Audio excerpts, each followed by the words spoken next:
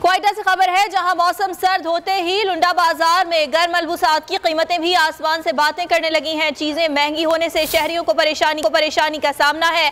बाजारों में कितनी महंगाई है? चांदनी काकड़ बाजार में मौजूद है। जी चांदनी, बताइएगा क्या सूरत हाल देख रही हैं?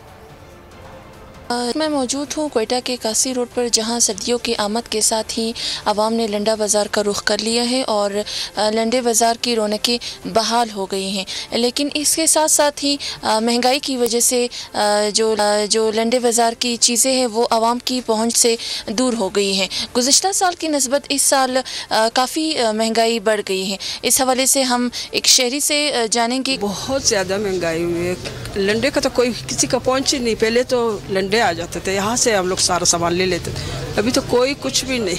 हम आते हैं लुंडा बाज़ार, कुछ हमें सस्ती चीज़ें मिले चाहे बच्चों के लिए, लेकिन यहाँ पे भी ये हाल है। ये जब से ये हुकूमत आई है तो गरीब का तो बुरा ही हाल है। महंगाई की शरह में इजाफा होने की वजह से आम शहरी परेशान हैं। उनका कहना है कि ठीक है चांदनी, बहुत शुक्रिया आपका। अगर आपको ये वीडियो पसंद आई तो लाइक पर क्लिक करें।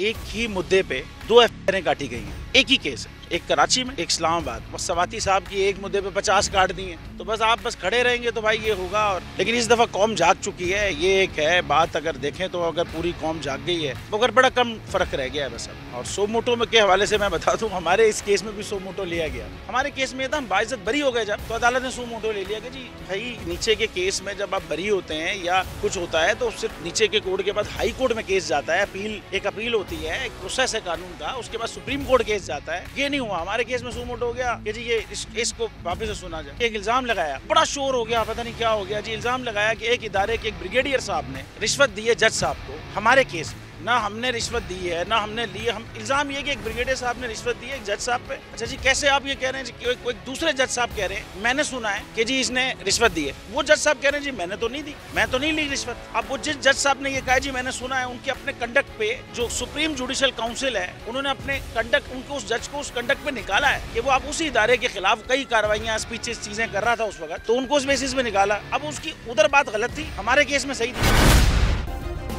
सब्सक्राइब करें और बेल दबाएं ताकि कोई खबर रह न जाए।